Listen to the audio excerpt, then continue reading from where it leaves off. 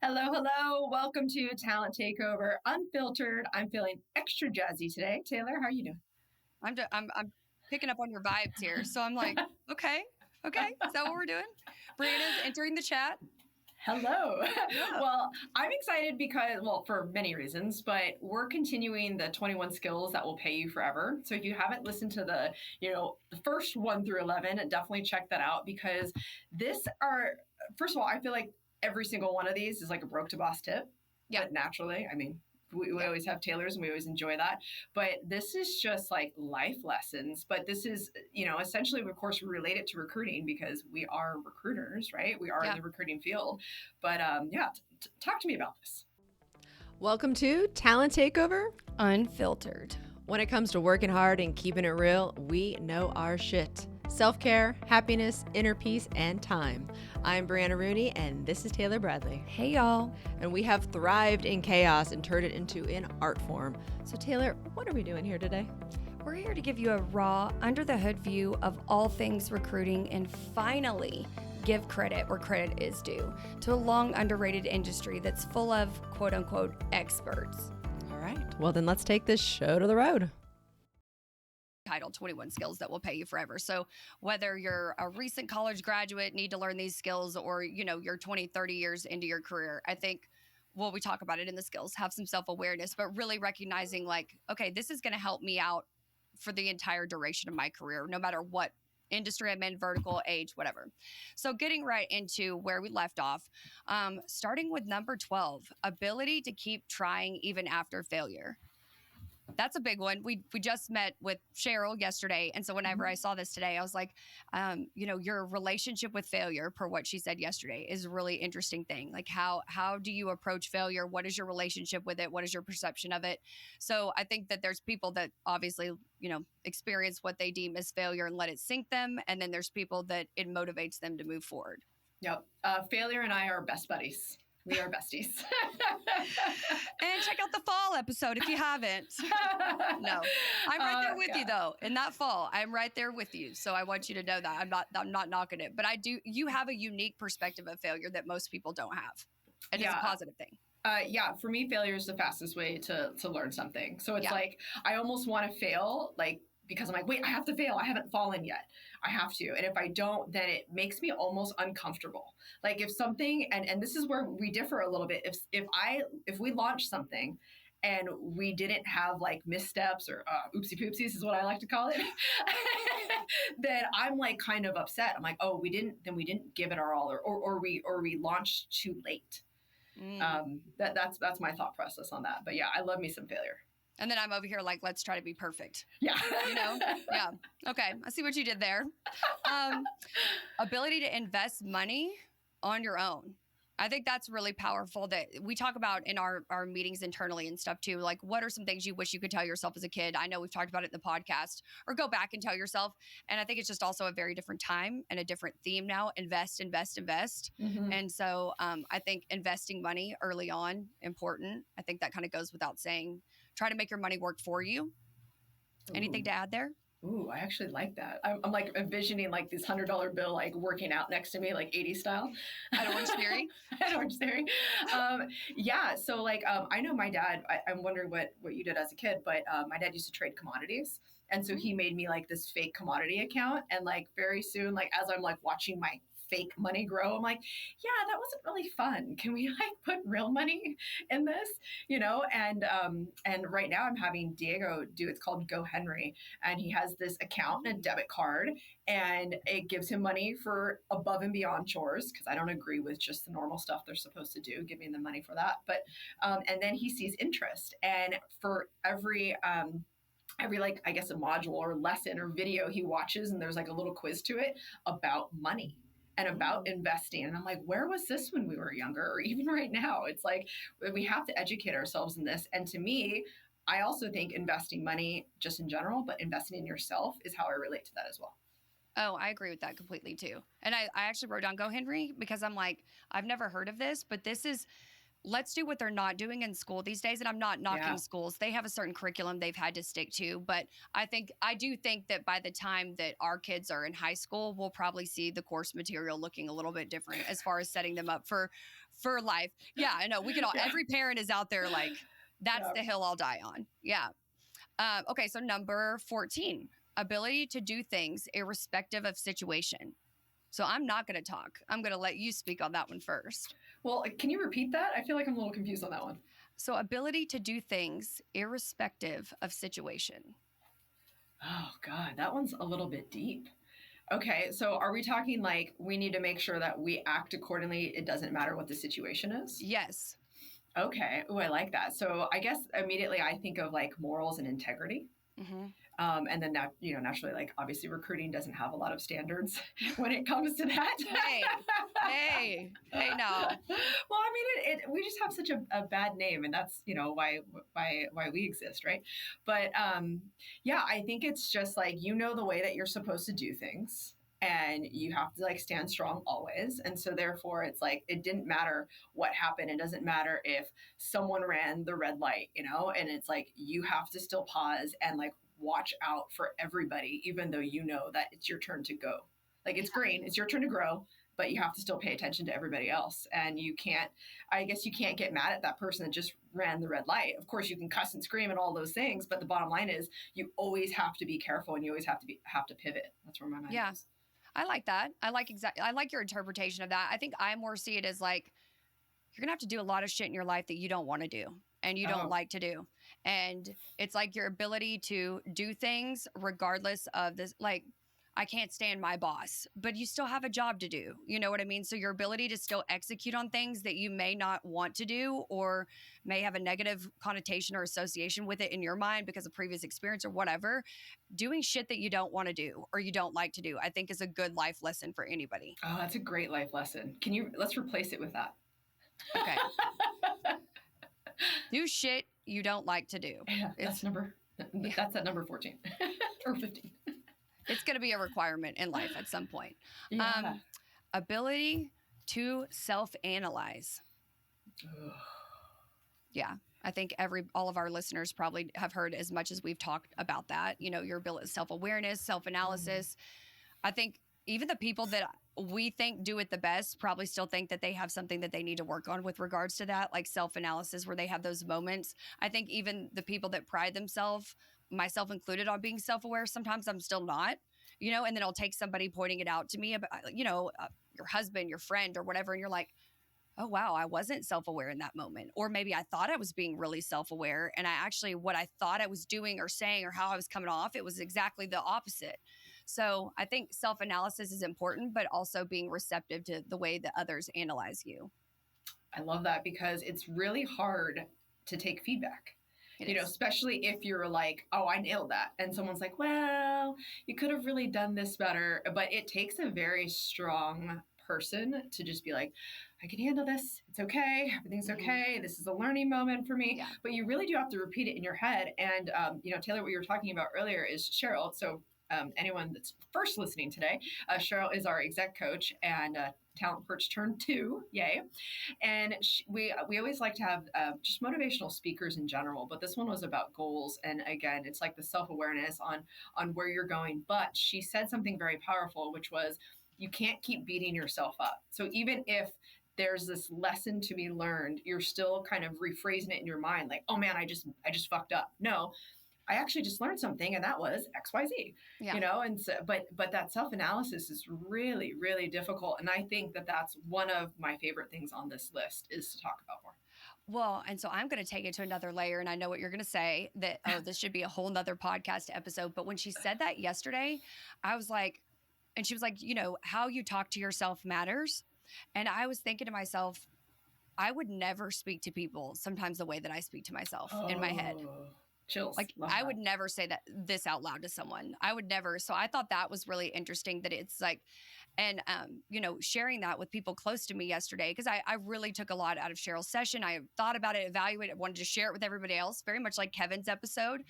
And I was like, that right there, just like, I need to share that with everybody because I know I do that. And people don't always know how somebody else talks to themselves in their head, obviously, because no one lives in someone's head. But you could have somebody that seemingly on the outside is confident.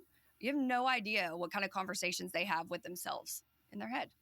Yeah. So, no, I love it. And that's why I take to heart when you're supposed to have affirmations and like, today's going to be a good day, why they tell you to look at yourself in the mirror while you're saying it.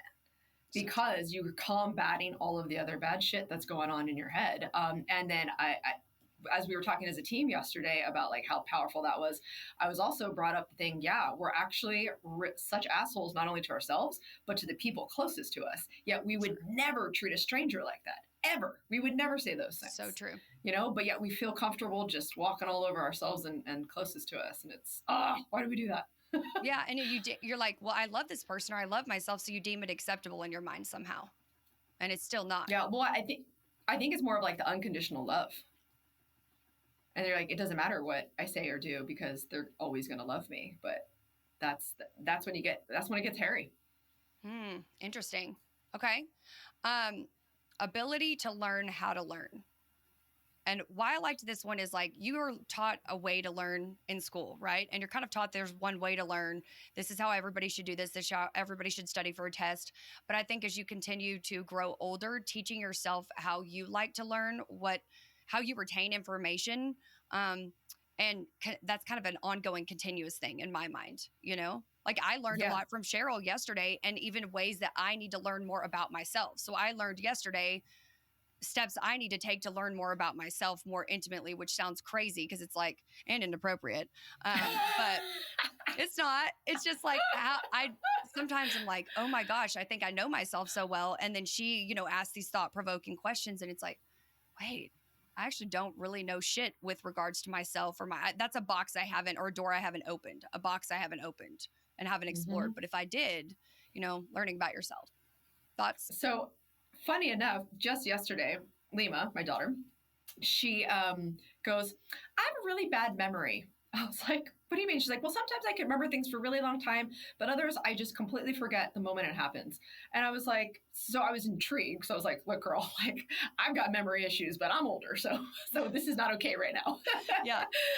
So I was like, well, what do you mean? She's like, well, lots of times when the teacher's talking, because this is now a thing, they have a giant TV in their classroom, which also has like just videos and like as she's talking, like they can see visually, which I was like, oh, it's really cool. They're trying to hit all types of different learning. Well, my girl, she only wants to watch TV or any kind of screen. Screen time is like her thing, she'd beg and plead for it. So she admitted she doesn't listen to her teacher whenever the screen's up. And I was like, oh, okay. So you're actually not learning in school when you're supposed to. So it was just really interesting to think at she's 5 years old and she already knows that if a screen is on, she's not listening. She's not absorbing. That is interesting, but isn't there like data around that says that most people do that? Like, yeah, but it's in school. Like that's what I'm saying. It's like, mind blown. Yeah. It's like, wait, you're right. There's tons of data, but I also, I think it goes to like the type of just learner you are, and how you actually absorb versus listening is like two completely different things. So talk about a life lesson. So did you feel like, or does she feel like she's absorbing the content that is coming up on the screen? Or is it just you're kind of watching? Interesting. Yeah. So she's like, whatever's on the screen is what she remembers. Whatever her teacher said, she does not. That's really interesting to me because I feel like I'm the opposite. And I feel like both my kids, I have one that's like Lima and then one's the opposite where it's like screen time is it. Screen time over everything. And then me, I read things. That's how I remember. I could see something on a screen and not really remember it, like a commercial or something. But if I read an ad, I'm more likely to remember that than to see it on the TV. Mm-hmm. And again, I have one of each with my kids. So it's really interesting. It's interesting they do that in school with a massive screen. Massive TV. Yeah. Ability to understand what others feel. That's an episode. Yeah. Empathy. That's called empathy. I think ability to understand and relate are probably two different things. So maybe that's why this kind of breaks it out. Ability to understand and ability to relate. Like, we talk about putting yourself in somebody else's shoes. That's the more the relating part. But I think the ability to understand what others feel. and like the psychology behind walking yourself through that situation. I can only imagine how that person feels. Not how I would feel, but I can imagine how that felt for you. Yeah. So that goes to what we say a lot is feelings are not facts. Yeah. And so it's like, so it is really difficult because especially if you're more of a factual black and white person and you don't have any gray inside, it's like, then it's really difficult to understand how someone feels. But on the other side, if the person can't articulate how they feel, how are you supposed to understand? Or if they never tell you at all, that's like its own separate thing. So it's like you could go down a rabbit hole as to like, whose fault is it if someone doesn't understand a situation, Mm-hmm. I think about that with like husband and wives all the time, where it's like the wife will, you hear about it, like the wife will create a whole narrative in her head of a story of the way something happened. The husband's over here like, there's memes about it. He's like, I'm just looking at football, like on my phone. Like it's so not a thing. And then the women are over here creating this entire narrative of what happened. And it's like, wait, but that's not even a thing. That actually didn't happen. So I think we can go down a million rabbit holes about that, about the communication piece and making assumptions about all of that. Ability to remain consistent. I feel like that's a big, just anybody needs that skill, whether it's regards to your eating, your workouts, your work, your relation, whatever it is, remaining consistent. That's all of these are good life skills, but that one's a big one, I feel like. So I'm going to battle you on this one because if you're consistent on everything you do, don't you become stagnant? Totally. I think I see where you're going with that. I think I'm thinking more show up, consistently show up, like don't have the highs and the lows. Like if you're on a diet or a workout plan, consistency, sticking to whatever it is that you committed to doing, I guess is more how I interpret that. So like being consistent in whatever your commitments are, sticking to it. But yes, I agree with what you're saying that if it's just like this, then yeah, you do get kind of stagnant. But maybe we're talking more about, relationships or friendships or whatever, just being consistent, consistently showing up, consistently being X person at work, whatever it is. I do think that there are positives to being consistent, but yeah, you definitely can get stagnant. Ooh, yeah, ability. Go ahead. Oh, no, I was going to say the highs and the lows, right? When you said highs and lows, I'm like, well, that's what recruiting is. It's like highs and lows. And so lots of times we have to battle, especially in contingency agency life, is you have to battle a fat cat syndrome. But I think fat cat syndrome can be everywhere. And by the way, anyone hasn't heard that before. It's just essentially when you're like on this roll and you're consistently and over hitting your KPIs, you're closing a lot more roles than people even expected you to, something along those lines. And then all of a sudden you coast because you just killed it. So you're like, oh, I can coast for a little bit, but not realizing like how everything impacts the future, but I think you could probably think about that in any role, really, not just in recruiting. Very true. Very true. Number 19, ability to master your thoughts. That goes back to just what we were talking about at the beginning of this. How you speak to yourself is really important, and how you speak to yourself becomes your beliefs about yourself. Yes. That nugget was so great the other day. I'm already tangenting in my mind. My mind's over again. Go for it. They're used to it. I know. Well, just like, again, like words are powerful. Words matter. And I think what hit me the other day was like how powerful they are internally as well, which again, this is what we spoke to earlier. But yeah, just words are powerful in general. And like, just take it so seriously. Like what you say is hopefully what you mean. Well, and even the way that Cheryl worded it about not reframing things in a more positive way, like instead of saying, I've got to stop talking shit to myself or whatever. Cheryl didn't say that. That's my version. But she's like, but even like wording that, like it would be, and I could go back and look at my notes, but instead of saying, I've got to stop doing something, saying like, I think I would feel better, or my mentality would be better, or it'd be great if I did X, versus like, I've got to stop doing Y. It'd be great if I did X. Just like even reframing the way that you're speaking to yourself, and mastering your own thoughts about yourself from a positive or a negative way into a positive way. And I didn't even realize like some of that is negative. I would have thought saying, you've got to stop doing X or spending so much time on this, or if it's a negative thing, I would have thought that that's actually like, okay, that's a positive. I'm looking inward. That's me positively, like I'm recognizing I need to stop doing this negative thing. So I would have thought that was a positive, but my mind was kind of 100%. 100%. I thought it was being self-aware to tell me to stop doing something. And so that's really going to take a conscious mind switch to do that. But she used healthier, like, hey, like, I got to stop eating crap. Yes. Like, so for me, I'm thinking I got to stop having dessert at night. Like, you know, shame on you, Brianna. And I'm thinking I'm doing well by myself. And she was like, no, I feel better when I put healthier versions of food inside my body. I'm like, oh, okay. Yeah. But that's a mind switch. You articulated way better than I did. But it's like we didn't even realize those were negative thoughts. But it's like, yeah, that is true. 100%. Okay, number 20, ability to write words to persuade and influence others. This one I don't have. And I think is such I'm fascinated with people that can write really well and intelligently and influence in writing without ever talking to you, meeting you, seeing you, nothing. They can influence you with their words. I think that's a really powerful skill. Agreed. Sometimes I type out or write. I don't know why I'm saying type out because I'm like thinking of my fingers moving. Yeah. But sometimes I almost type too much as I speak. So then it's not like, and again, I'm not always having proper English, you know? So then I know, right? So I get in trouble with that, which is, thank you, Grammarly. That's definitely an extension on there. If you guys do not have Grammarly, please get it for sure.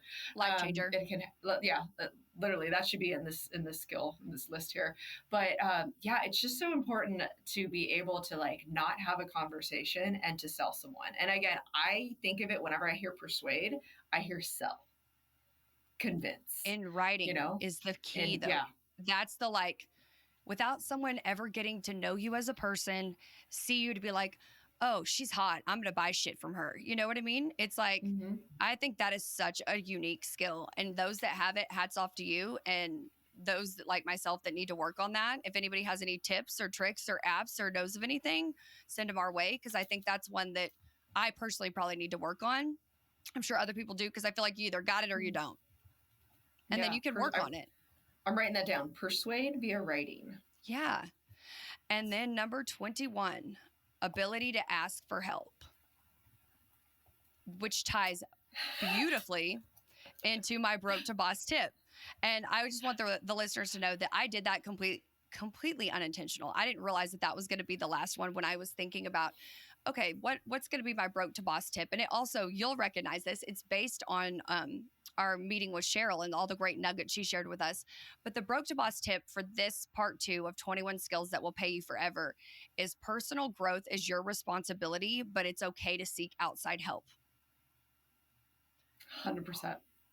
100%. So for me, and I don't know if we spoke about this before, the word help triggers me in a negative way. Now, when someone asks me for help, I'm all for it. But for some reason, I can't say, hey, can you help me? Like, it makes me feel like I can't do it on my own. Mm-hmm. And it makes me feel small. Yeah. Which is ridiculous, which is it. Go ahead. I don't think it's ridiculous because I feel exactly the same way you do, but didn't realize it till you just said that. And I'm like, maybe that's where we need to reframe our words to say, instead of ability to ask for help, ability to ask for support. Maybe that's what makes it more positive for you and I. 100%. So I've actually had a conversation with my mom about this because I realized she's very similar. And I said, Mom, we're going to change our word and I'm going to say, can I assist you? For some reason, assisting me means we're teaming up and we're both equals. Mm-hmm. Helping to me means we're not equal. Mm-hmm. And I have a big time trouble with that. So, But I like the support. Can you support me? Yep. I'm liking it. I'm using it. All right, guys. Well, thank you always as listening. This is our part 2 of 21 skills that will pay you forever. Brianna, any last words? They got my broke to boss. You want to leave them with anything? No, I was just thinking, wait, it's over? Why are you ending this? Oh, we got some more. Thank you all so much. We have seen our reviews go up, so definitely give us a shout out. You love us, support us, and spread the word because Talent Takeover Unfiltered, it's taking over the world. Let's fucking go. Bye, guys. Thanks, y'all.